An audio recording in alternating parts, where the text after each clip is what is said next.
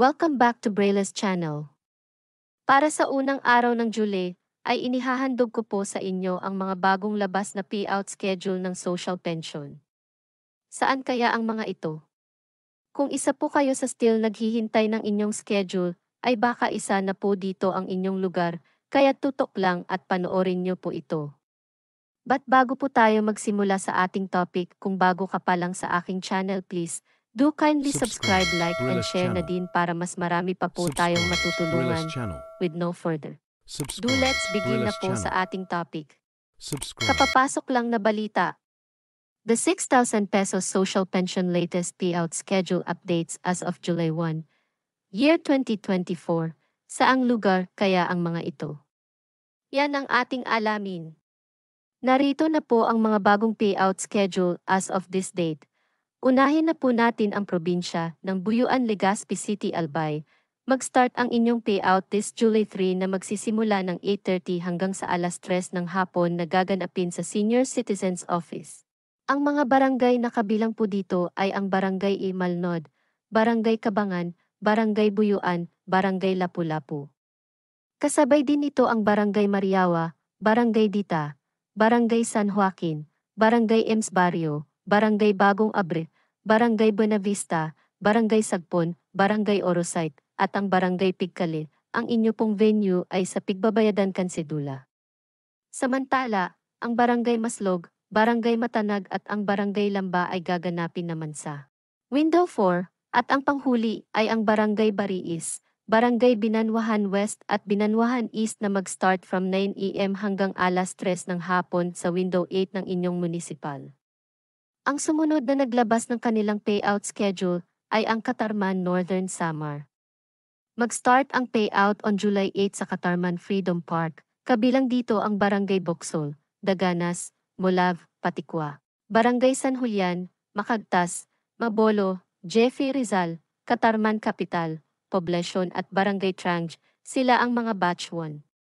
Sa batch 2 naman ay mag-start ng July 9, kasama dito ang Barangay Cagabaca, Kawayan, Cervantes, Doña Polcuera, Gebulwangan, Kasoy, Libho at Barangay New Rizal.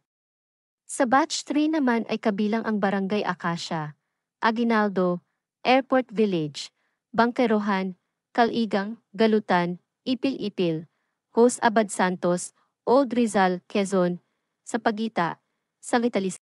Ang mga nabanggit na barangay ay dapat na magpunta sa Katarman Covered Court on July 10. Sa batch 4 naman, kabilang dito ang Barangay Kabayhan, Jebalagnan, General Malvar, Imelda, Mabini, Nara, Somoj, Tinawaran, UAP Zone 1, UAP Zone 3, Washington at Barangay Yakal. Ang lahat ng batch 4 ay nakaschedule this July 11. Ang next naman natin ay ang batch 5 na magaganap on July 12 sa Katarman Covered Court. Kabilang po dito ang Barangay Baybay, Calachuchi, Kularima, Lapu-Lapu, Pulangi, Salvation at ang Barangay UAP Zone 2. Samantala, sa batch 6 ay gaganapin on July 15. Kabilang dito ang Barangay Dalakit, Guba, Hinatad, Liberte, McKinley at Barangay San Pascual. At sa July 16 hanggang July 19 magaganap ang lahat ng unclaimed payout. Ang sumunod na naglabas ng kanilang schedule ay ang probinsya na Romblon. Ang coverage ng kanilang pension ay para sa third quarter na ng taong ito. Una na nga rito ang Barangay Agutay, Barangay Agsaw at Barangay Ipil. Ito ay mag-start ng 8 in the morning hanggang alas 12 ng tanghali sa Agsaw Covered Court. Magaganap ito on at sa hapon naman magaganap ang payout ng Barangay Ambulong, Barangay Jawasan at Barangay Dulangan na gaganapin sa Magdiwang Multipurpose Hall. On the next day, July 12 nakaschedule ang Barangay Silum, Barangay Tampayan at Barangay Poblacion na mag-start in the morning. At sa hapon naman magaganap ang lahat ng no-show payout at ang social pension validation sa mga bagong applicant. Ang sunod naman na schedule po natin ay sa Ozamis, Lanao del Norte. Nakaschedule na po ang inyong social pension payout this July 23 hanggang July 26 na gaganapin sa Maranding Gym. Hintayin niyo po lamang ang announcement ng inyong barangay kung anong oras mag-start. Ang sumunod na naglabas ng schedule ay sa Mondragon, Northern Samar. Mag-start ang inyong payout this July 3. Sa umaga nakaschedule ang Barangay San Antonio, Cagmanaba, Di Maria, Kahiksan at Barangay Kablangan. Sa hapon naman magaganap ang payout ng Barangay Bagasbas at Barangay Doña Lucia. On the next day, July 4 nakaschedule sa morning ang Barangay Hinabangan, Flormina, La Trinidad, San Isidro at Barangay Rojas. At sa hapon naman ang Barangay Chitongco ang mag-payout.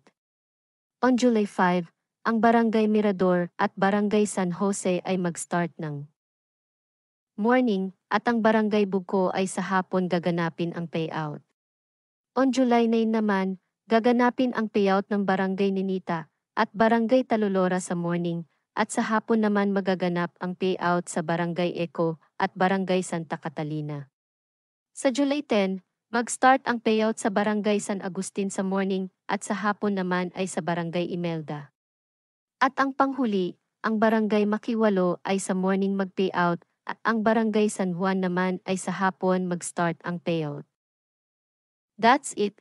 Ito lang po ang naglabas ng kanilang schedule ngayong unang araw ng gulay.